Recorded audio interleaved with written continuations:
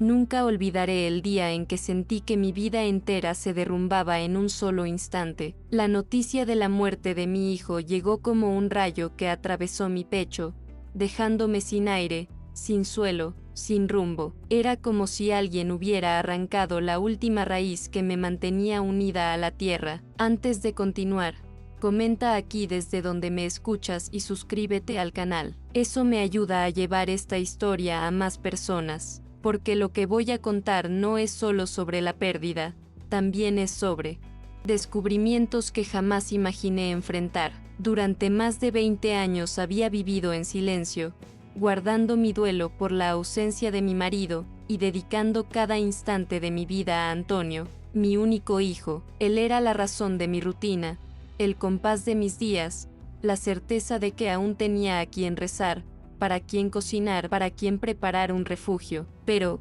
en aquel momento en que me dijeron que un accidente había apagado su vida, todo dentro de mí se extinguió como una vela sofocada por el viento. El dolor no llegó solo. Junto a él, emergió un miedo antiguo, casi olvidado, que habitaba en las sombras de una granja a la que nunca pude entrar. Durante años, Antonio me había prohibido cruzar sus puertas, cerrándolas siempre con una llave que jamás vi en mis manos. Y yo obedecí, porque las madres obedientes confunden el respeto con el amor, y el amor ciego muchas veces se viste de silencio. Ahora, sin él, esa prohibición se disolvía en el aire, y una parte de mí, contra toda culpa, deseaba romper aquella frontera. El vacío de la casa, el eco de los pasos solitarios, el olor impregnado en la ropa de Antonio todavía colgada en su cuarto, todo me empujaba en la misma dirección. Sabía que, de algún modo, la granja guardaba algo que él nunca quiso que yo supiera, y, tal vez, al abrir esas puertas, no solo me acercaría a su secreto, sino también a la verdad más dolorosa que una madre pudiera cargar. La vida en el pueblo tenía un ritmo tan predecible que, a veces, parecía que el tiempo no avanzaba. Cada mañana me despertaba con el canto de los gallos y el repique lejano de las campanas de la iglesia, que marcaban el inicio del día con un sonido casi sagrado. Abría las ventanas para que entrara la luz dorada del amanecer y el aroma de la tierra mojada, mezclado con el café recién hecho, llenaba la cocina. Era un olor que me recordaba a los días de mi infancia, a mi madre moviéndose entre ollas y manteles, y me daba una sensación de continuidad que me tranquilizaba. Antonio solía levantarse antes de que yo terminara de preparar el desayuno. Su silueta se movía con la precisión de los años de trabajo en el campo, revisaba sus herramientas, se aseguraba de que la ropa estuviera limpia y salía con un paso decidido. Yo me quedaba en la mesa, rezando con el rosario entre mis manos, sintiendo que, mientras él respirara, todavía había un hilo que me mantenía unida a la vida. Esa certeza era mi refugio diario, y la guardaba como un tesoro secreto. Las calles del pueblo eran estrechas y empedradas, con casas bajas y fachadas encaladas que reflejaban la luz del sol en verano y la niebla en invierno. Cada vecina y vecino se conocía, y aunque los saludos eran cordiales, también había miradas que escondían juicios silenciosos. La vida social estaba regida por costumbres estrictas, todos sabían quién faltaba a misa, quién trabajaba más o menos, y quién guardaba secretos. Yo caminaba despacio por esas calles, consciente de que mi papel era el de la madre viuda y devota, una figura conocida pero distante. Los domingos eran sagrados. Me vestía con la mejor falda y un pañuelo sobre la cabeza, y caminaba hacia la iglesia con pasos lentos pero seguros. El interior estaba impregnado del olor del incienso y de la madera pulida de los bancos. Me sentía parte de algo más grande, aunque sabía que detrás de las oraciones circulaban comentarios sobre mí y sobre Antonio. Las mujeres me miraban con compasión, los hombres con respeto. Nadie sabía realmente lo que ocurría dentro de nuestra casa, ni cómo mi corazón latía en silencio por mi hijo. En la cocina, la rutina era meticulosa. Preparaba la mesa para Antonio con cuidado, un plato de sopa caliente, pan fresco, algo de queso. Cada olor, cada textura, cada movimiento era un recordatorio de que la vida continuaba mientras él estuviera allí. Los guisos, el pan recién horneado, el jabón con el que lavaba la ropa, todos esos aromas y sonidos conformaban mi mundo, un espacio en el que sentía que podía protegerlo, aunque solo fuera con mis gestos y mi cuidado. Las estaciones marcaban los ritmos del día. En invierno, el frío se colaba por las ventanas y las rendijas, obligándome a encender braseros para mantener el calor. En verano, el sol abrasador cubría los campos y el aire olía a polvo seco y hierba. Cada estación tenía su propio olor, su propio sonido, su propio peso en la vida diaria. Yo los aceptaba como un recordatorio de que todo estaba conectado, el campo, el pueblo, la casa y mi hijo como eje central de todo. Antonio era un hombre serio y callado. No hablaba mucho de sí mismo,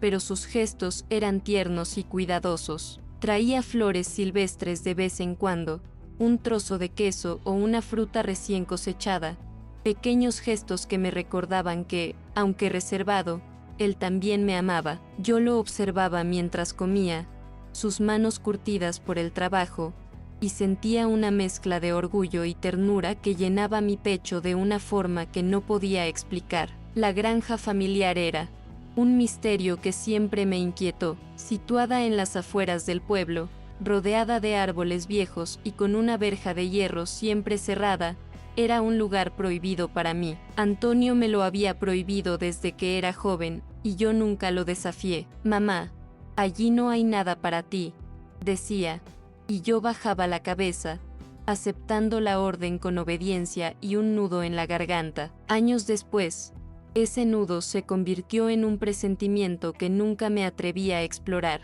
Las vecinas hablaban mucho entre sí, y, aunque yo escuchaba sus comentarios sobre el trabajo de Antonio o sobre mi vida como viuda, nunca interfirieron conmigo directamente. El pueblo era un lugar donde todos conocían las historias ajenas, y donde el silencio también podía ser un juicio. Mi relación con los demás era de respeto y distancia. Sonreía, escuchaba y participaba en las festividades, pero siempre guardando mis pensamientos más profundos. En las fiestas patronales, Antonio siempre permanecía a mi lado pero distante de los demás hombres. Yo lo observaba desde lejos, sintiendo que compartíamos un silencio que nadie más podía entender. La conexión entre nosotros era fuerte, silenciosa y profunda, aunque siempre marcada por su necesidad de privacidad. Esa combinación de cercanía y distancia era mi mundo, un equilibrio delicado que me daba seguridad,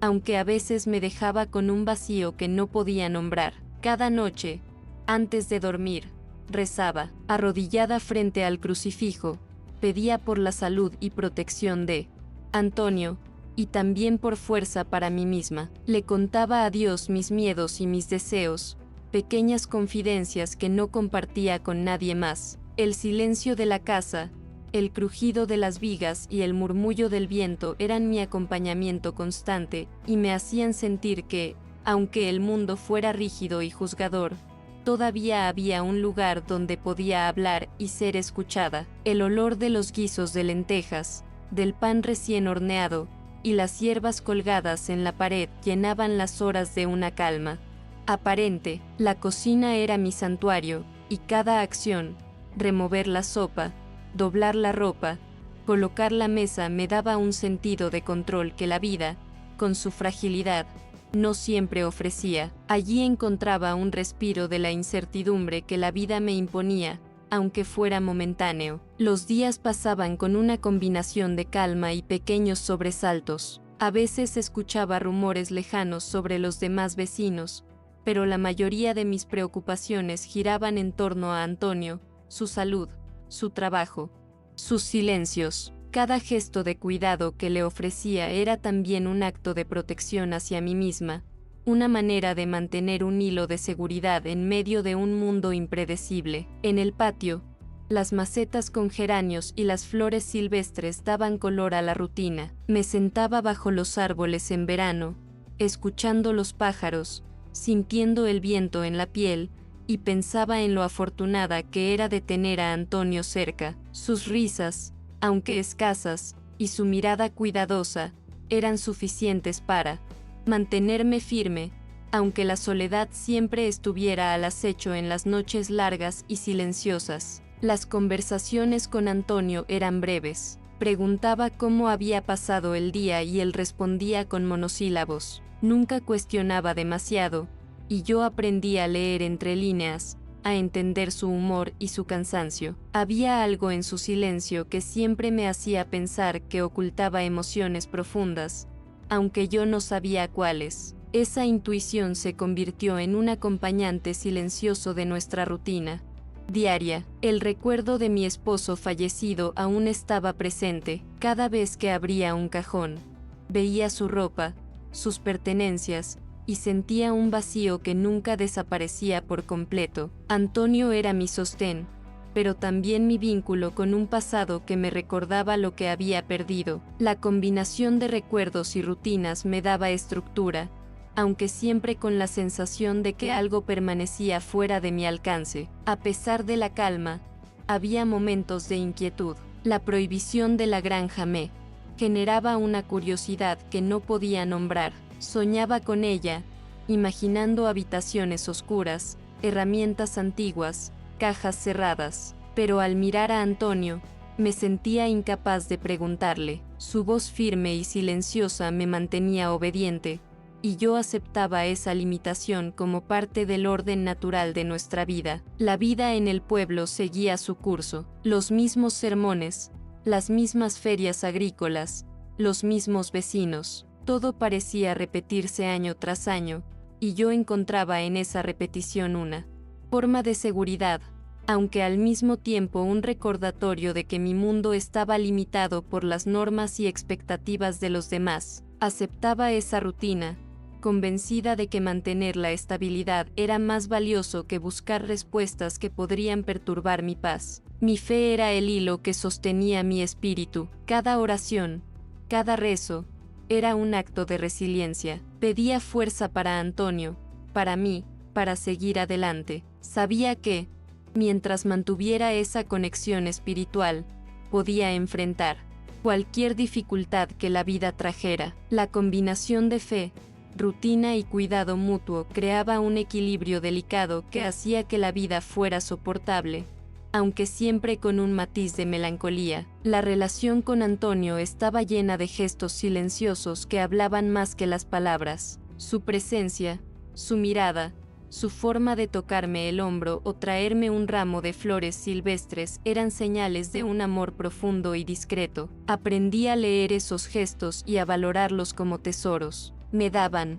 una sensación de continuidad, de seguridad, de que, mientras él existiera, yo también tenía un propósito en el mundo. Finalmente, la granja permanecía como un enigma silencioso. Cada día, mientras trabajaba en la casa o preparaba la comida, mi mente volvía a ella. No entendía qué guardaba, ni por qué Antonio la mantenía cerrada con tanto celo. Sin embargo, su prohibición era un límite que yo respetaba, convencida de que el amor también podía consistir en obedecer y aceptar los secretos de quienes amamos. El día del accidente comenzó como tantos otros, con el amanecer tiñendo de naranja los campos y el murmullo de los pájaros en los tejados. Antonio se levantó temprano, tomó un café rápido y salió sin apenas despedirse. Recuerdo que lo sexta alejarse por el camino de tierra con la misma determinación de siempre, y nunca imaginé que esa sería la última vez que lo vería con vida. La mañana transcurrió lenta entre mis labores de costura y el olor del guiso en la cocina,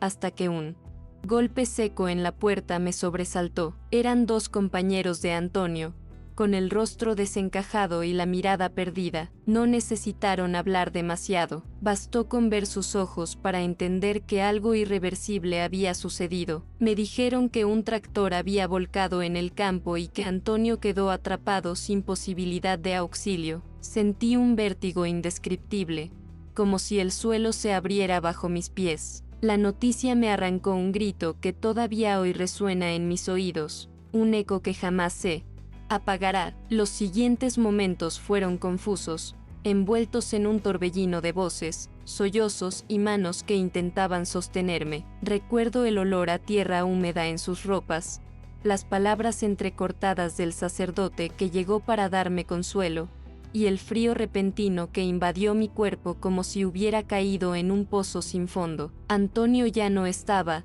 y con él se desmoronaba toda la estructura de mi existencia. El pueblo entero se enteró en cuestión de horas. Las campanas repicaron con un tono fúnebre que atravesaba cada rincón, y las vecinas comenzaron a acercarse con rezos y platos de comida que yo no podía probar. Sus miradas, mezcla de compasión y curiosidad, me hacían sentir como una figura expuesta en un escaparate de dolor. Mi casa se llenó de murmullos, de pasos, de rezos susurrados que no lograban calmar la tormenta que se agitaba dentro de mí. La noche del velorio fue interminable. El ataúd de madera reposaba en la sala, rodeado de cirios cuyo humo espeso me mareaba. El olor a cera quemada se mezclaba con las flores marchitas, y yo permanecía allí, inmóvil, sosteniendo un rosario que se me resbalaba de las manos sudorosas. Miraba el rostro de Antonio, tan sereno,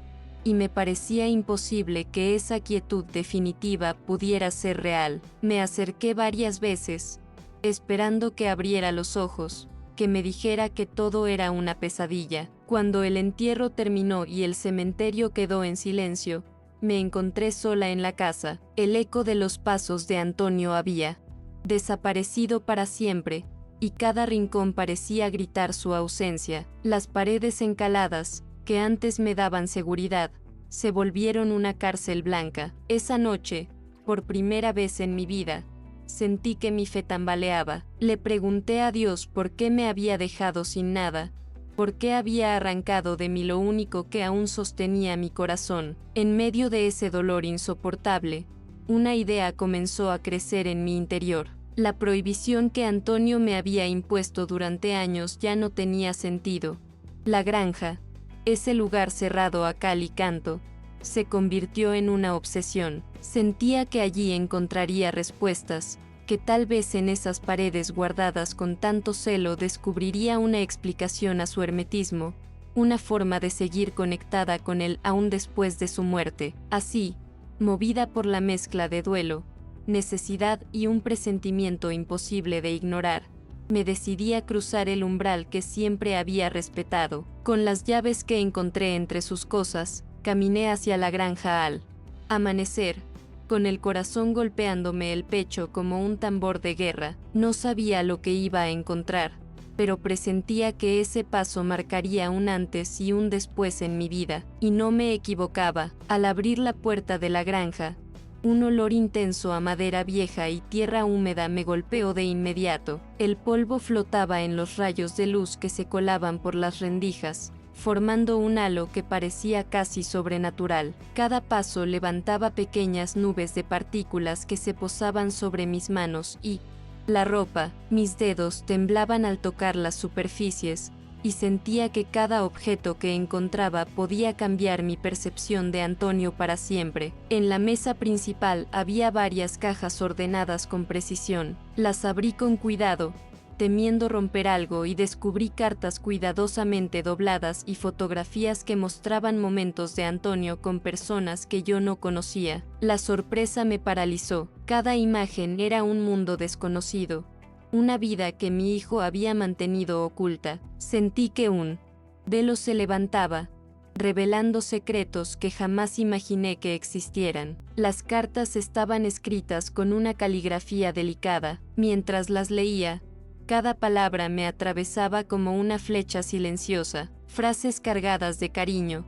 confidencias, nombres que nunca escuché mencionar. Mi corazón latía con fuerza, y un nudo se formaba en mi garganta. La vida de Antonio que conocía hasta ese momento parecía un decorado. La verdad estaba en estas hojas, y yo apenas empezaba a entenderla. Entre las fotografías, aparecía siempre la misma persona, Un hombre de mirada amable y sonrisa constante. Lo reconocí inmediatamente por la frecuencia con la que Antonio aparecía a su lado. Esa revelación me hizo estremecer. Mi hijo había amado profundamente. Había compartido su vida de forma completa, y yo nunca lo supe. La mezcla de orgullo y dolor me hizo llorar en silencio, apoyando la cabeza sobre las cartas. Cada día que pasaba en la granja, descubríamos más detalles. Fotografías de viajes, entradas de cine, recibos, objetos pequeños que relataban la rutina de otra vida. Era como reconstruir un rompecabezas que me mostraba un Antonio desconocido, vibrante y pleno. Esa revelación me llenaba de alegría y tristeza simultáneamente, porque me acercaba a él, pero también me recordaba cuánto me había mantenido alejada. El miedo comenzó a aparecer con fuerza. Sabía que cualquiera que me viera entrando o saliendo de la granja podría pensar que yo ya sabía algo. Esa sensación de ser vigilada me oprimía. Cada crujido del suelo, cada ruido de aves revoloteando, me hacía sobresaltar. La paranoia y el dolor se entrelazaban, haciendo que la experiencia fuera agotadora y emocionalmente intensa. Los vecinos empezaron a notar mi ausencia prolongada. Algunos susurraban entre sí, otros me miraban de forma inquisitiva cuando pasaba por la plaza. Las palabras veladas, los gestos, las insinuaciones crecían con el paso de los días. El pueblo, tan unido y al mismo tiempo tan crítico, comenzaba a presionarme indirectamente. Yo sentía que todos esperaban algo de mí, y esa expectativa me asfixiaba. La iglesia, antes un refugio, se convirtió en un escenario de juicio silencioso. Durante las misas, podía sentir los ojos clavados en mi espalda. Algunos miembros de la congregación murmuraban a mi paso, otros me señalaban con gestos sutiles. La sensación de humillación crecía a cada instante, recordándome que, aunque mi hijo hubiera muerto, su secreto también podía traerme condena social. Una tarde, mientras revisaba más cartas, escuché un golpe en la puerta. Era una vecina, con el ceño fruncido y voz baja, insinuando que ya era hora de contar lo que todos sospechaban. Sentí un frío recorrerme la columna. La invasión del espacio y la presión social se mezclaban con el dolor de la pérdida, creando un peso insoportable en mi pecho. El insomnio se convirtió en constante. Cada noche me despertaba con recuerdos de Antonio, de las cartas, de los rumores. Caminaba por la casa vacía, abrazándome a sus camisas, llorando en silencio. La soledad no era solo física, era una presencia constante que me recordaba que el mundo que conocía había desaparecido con su muerte. Los días en la granja me ofrecían una mezcla de consuelo y angustia. Por un lado,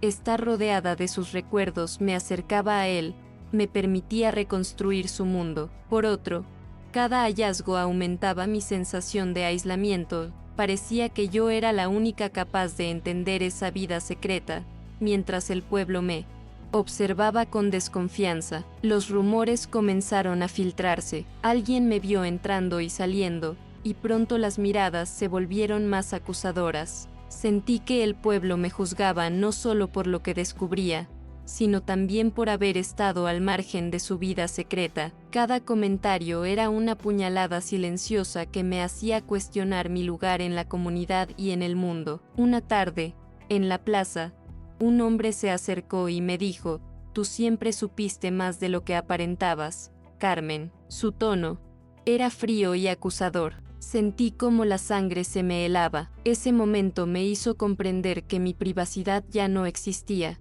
que cualquier acción que tomara sería observada y juzgada. Sin embargo, también encendió en mí la determinación de no callar más. El dolor se intensificaba cada vez que recordaba las prohibiciones de Antonio. La granja, que antes representaba un límite respetado, ahora era un espacio de revelación. Cada objeto, cada carta, cada fotografía me mostraba una versión de mi hijo que nunca pude conocer. La mezcla de tristeza, sorpresa y amor era abrumadora. En la casa, las noches se hacían interminables. Caminaba de un lado a otro, repasando cada carta, cada foto, tratando de reconstruir su historia. El silencio del hogar amplificaba mi dolor, pero también me daba tiempo para pensar, para sentir, para conectar con él de una manera que nunca antes había imaginado. Algunos vecinos comenzaron a evitarme. Sus miradas eran de juicio, de reproche velado. Sentí la soledad de forma más intensa que nunca. La presión social se combinaba con la culpa y el dolor, y me encontré llorando frente al crucifijo, preguntando por qué la vida me obligaba a enfrentar tanto sufrimiento al mismo tiempo. El estrés y la humillación provocaban momentos de desesperación. En una ocasión, derramé todas las cartas sobre el suelo y las miré con lágrimas, sintiendo que el mundo me había traicionado. Cada palabra escrita por Antonio era una daga, pero también un hilo que me conectaba con él. Esa contradicción me mantenía atrapada entre el dolor y la necesidad de seguir descubriendo. Un día, escuché comentarios directos en la plaza: la madre ciega, nunca vio nada. Las palabras calaron hondo. Sentí que mi reputación, construida con años de esfuerzo y discreción, se desmoronaba. La vergüenza ajena se mezclaba con la tristeza,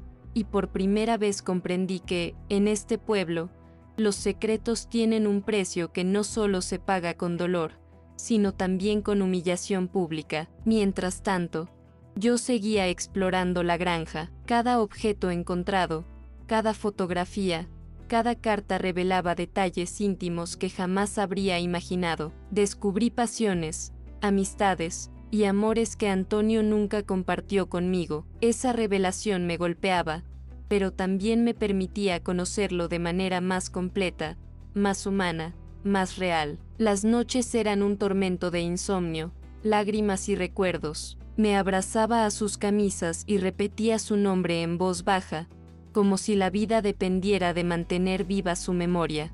La sensación de pérdida y la necesidad de justicia emocional se entrelazaban, impulsándome a seguir descubriendo, a pesar del dolor y del juicio social. La hostilidad social alcanzó su punto máximo cuando algunas vecinas comenzaron a hablar abiertamente durante la misa. Comentarios velados, miradas de reproche, susurros que se escuchaban como cuchillos atravesando la iglesia. Sentí que el mundo que conocía se derrumbaba y que la verdad de Antonio, tan hermosa y dolorosa, se había convertido en una carga que solo yo podía sostener. A pesar de todo, un sentimiento de determinación comenzó a crecer. Comprendí que no podía permitir que el miedo o la opinión de otros me hicieran renunciar a la verdad de mi hijo. Cada descubrimiento en la granja, cada carta, cada fotografía, me recordaba que él había vivido con autenticidad y que yo debía honrarlo mostrando su verdad,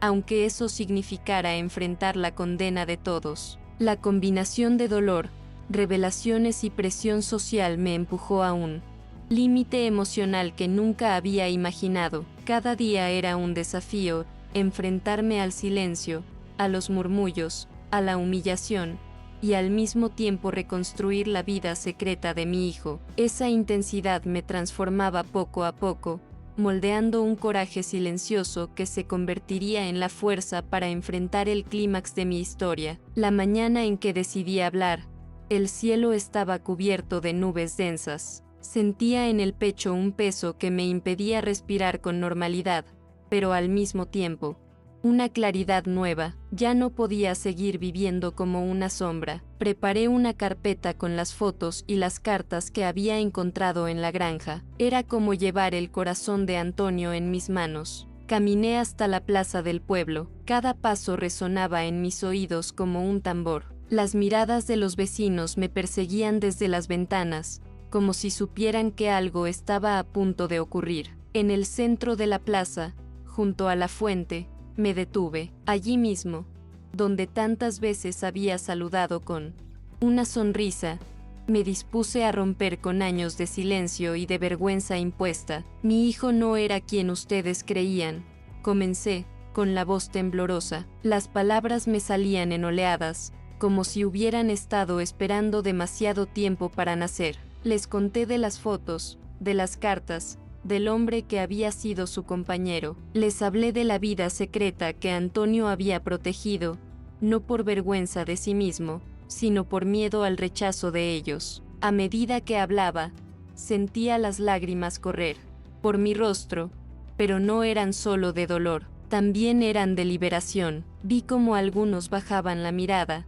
otros fruncían el ceño, y algunos, los menos, se acercaban un poco más, atentos, con una expresión de respeto silencioso. Yo temblaba, pero no retrocedí. Era la primera vez que mi voz se alzaba por encima del murmullo del pueblo. De pronto, alguien gritó: «Eso no cambia nada, sigue siendo vergonzoso». Ese grito me atravesó como un cuchillo, pero no me detuvo. Levanté la cabeza y, con más fuerza, respondí: «Vergonzoso es el odio, vergonzoso es callar». Mi hijo amó, y eso no es un pecado. La plaza quedó en silencio. Ese silencio, por primera vez, no me pesó, era el espacio que yo necesitaba para existir. En ese instante, comprendí que no hablaba solo por Antonio, sino también por mí. Toda mi vida había estado moldeada por los ojos de los demás, por su juicio. Al romper ese cerco, sentí como si el aire volviera a mis pulmones. Por primera vez desde su muerte, pude respirar sin culpa, sin miedo. Algunos se marcharon con gesto de desaprobación, otros se quedaron escuchando, y un par de mujeres se me acercaron para tocarme el hombro. Sus ojos brillaban con lágrimas. «Yo también perdí a un hijo que no pude entender», murmuró una de ellas. En ese instante supe que mi dolor no era solo mío. Había otras vidas rotas, otras historias silenciadas bajo el mismo techo de prejuicio. Esa tarde, al regresar a la granja, dejé las fotos sobre la mesa y las cartas en su lugar. No necesitaba esconder nada más. El espacio ya no era un santuario prohibido, sino un testimonio abierto. Me senté en el suelo, apoyé la espalda en la pared y, por primera vez desde su muerte, sentí a Antonio cerca, no como un recuerdo doloroso, sino como una presencia serena. Cerré los ojos y lo imaginé sonriendo, libre del secreto que lo había atado. Supe que, de algún modo, él me había llevado a ese punto, al acto de valentía que ni él pudo tener. Y en medio de mi llanto, descubrí que había encontrado un sentido nuevo a mi vida.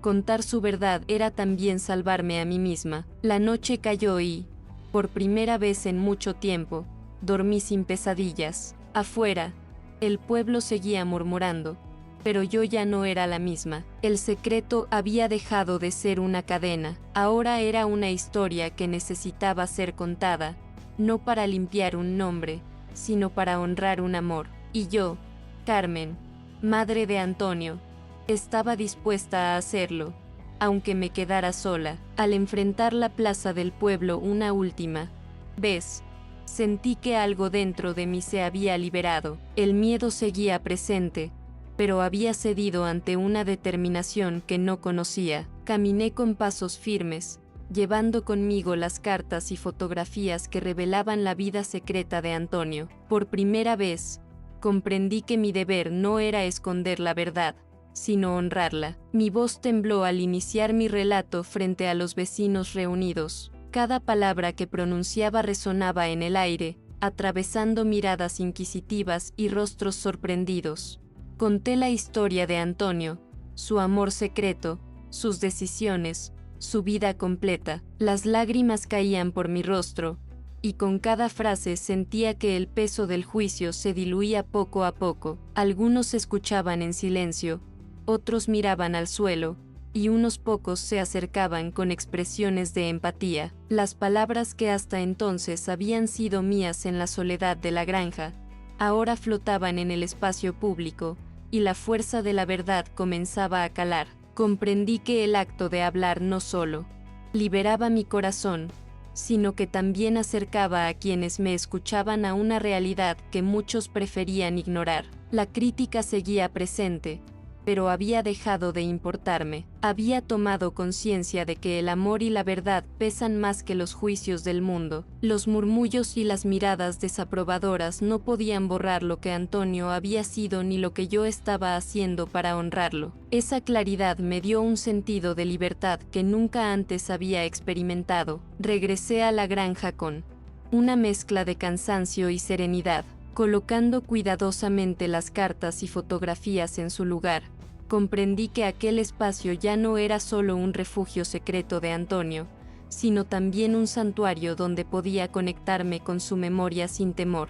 Cada objeto se volvió un testimonio de su vida, y cada recuerdo un vínculo que ahora podía sostener con orgullo y aceptación. La soledad seguía allí, pero se transformó. Ya no era un peso insoportable, sino un acompañante que me permitía reflexionar sobre mi fortaleza y sobre la profundidad del amor de mi hijo. Comprendí que la pérdida no significaba olvido, y que enfrentar la verdad era la única manera de vivir con integridad y paz interior. Poco a poco, el pueblo comenzó a mirarme con nuevos ojos. Algunos reconocieron mi coraje y la honestidad de mis palabras. Otros siguieron murmullando, pero ya no podían controlar mi historia. Sentí que había recuperado un sentido de dignidad, y que la voz que durante años había permanecido callada, finalmente podía existir sin miedo. Esa noche, cerré la puerta de la granja con un suspiro profundo. Me senté en el suelo, rodeada de recuerdos, y por primera vez en mucho tiempo, me sentí completa. La transformación no eliminaba el dolor, pero lo convertía en algo soportable, en un recordatorio del amor y la verdad que siempre perdurará. Comprendí que el legado de Antonio no era solo lo que había vivido, sino la valentía que me había inspirado a mí para seguir adelante. Mi rol como madre cambió. Ya no era solo la protectora silenciosa, sino la narradora de su historia, capaz de enfrentar el juicio social y las sombras del pasado con coraje y autenticidad. Hoy camino por el pueblo con la frente en alto. La tristeza persiste, pero la verdad se ha convertido en mi compañera. He aprendido que la libertad emocional nace cuando nos enfrentamos a lo que duele, cuando transformamos el silencio en memoria y el miedo en fortaleza. Si alguien escucha mi historia, espero que comprendan que, incluso en la pérdida y el dolor, siempre hay un camino hacia la dignidad y la paz.